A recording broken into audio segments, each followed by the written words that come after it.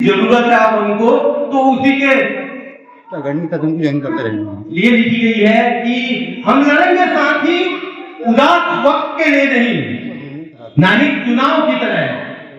हम लड़ेंगे साथ ही चुनावी शराब के लिए किसी मुर्गे का लेग पीस मुट्ठी में दबाएंगे। हम लड़ेंगे साथ ही अपने लोगों के हक हुकूक के लिए मजबूती से पेश करेंगे दावा, ताकि हमारी कीमत बढ़ती लगे। हम लड़ेंगे साथ ही खदान के उस मजदूर के लिए, ताकि अर्थव्यवस्था का पहिया चलता रहे और ठेकेदार के सूखे मेवों का चखना मिलता रहे।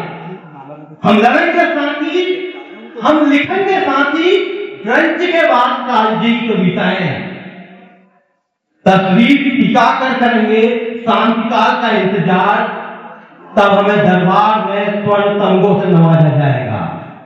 हम लड़ेंगे साथ ही हिमालय के आखिरी बर्फ पिघलने के बाद भी देवदार से निपटने तक, प्योली के उजड़ने तक, बुरांस के कड़कड़े होने तक, ताकि नई पौध को लूट के नए अवसर मिलते रहें। नहीं साथी, नहीं नहीं, गिरेबान में मत भागो, हमें लड़ना ही होगा अंतिम सांस तक। रिवॉल्यूशन होता रहेगा साथी, रिवॉल्यूशन होता रहेगा साथी, पहले हवेली का रिनोवेशन करवाना है। हम लड़ेंगे साथी।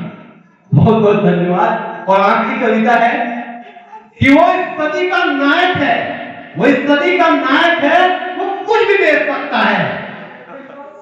वो इस सदी का नायक है, वो कुछ भी बेच सकता है। वो गुणा को गणित बेच सकता है, घटाव को पानी। प्यारे पहाड़ियों, तुम ठेला लगाकर खाम बेचो। प्यारे पहाड़ियों, तुम ठेला लगाकर खाम बेचो। वो धूप से फोटोन बेच सकता है, गधेरे से इलेक्ट्रॉन बेच सकता है। वो तुम्हें अंधकार में रखकर कहेगा, बेटा बेचो बेटा, चांद तारों की रोशनी बेचो, शहरों में आसमान भी नहीं दिखता। तुम क्या ही बेच पाए हो प्यारे पहाड़ियों? हुड़का, भगनौल, चांदनी, खुदेड़, न्योली। नायक से अभी नहीं टकराया है हर्षदेव जोशी, जो बताए उसको कि जागर से खिंचे चले आते हैं प्रवासी। वह आएगा राजधानी के सबसे बड़े मैदान पर, लगाएगा मंडान और नचवाएगा तुम्हारे लोक देवता को। वो तुम्हारे लोक देवता को बना देगा आईआईटी बाबा। वो तुम्हारे लोक देवता को बना देगा आईआईटी बाबा, तब तक जब तक तुम उसके चरणों पर नहीं रख देते अपनी टोपी, वही टोपी ब्रह्म कमल वाली जो उसी ने पहनाई थी तुम्हें राजा बनते वक्त। वो इस सदी का नायक है, वो कुछ भी बेच सकता है। वो गुणा को गणित बेच सकता है, घटाव को पानी।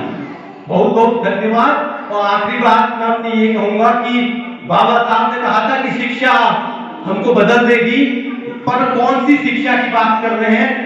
कौन देगा वो शिक्षा? सरकार देगी, सरकारी अध्यापक देगा या बाजार देगी? ये भी एक मुद्दा है।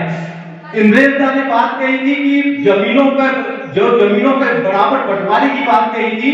मेरे प्रिय कवि हैं, वो कहते हैं कि किसके हिस्से आए शेरे, किसके हिस्से आए गधेरे, कोर्ट से आरा कोर्ट तक सवाल पूछा जा रहा है। अगर गधेरे किसके हिस्से आए हैं, उसके खाते में किसान सम्मान निधि भी आती है, तो ये उससे भी बड़ा प्रश्न है कि वो गधेरे पर किसान सम्मान निधि, बिना जमीन के किसान सम्मान निधि कैसे पा रहा है? ये भी बड़ा प्रश्न है। बहुत बहुत धन्यवाद। आपने मुझे सुना, मेरा मूड हो गया है। धन्यवाद।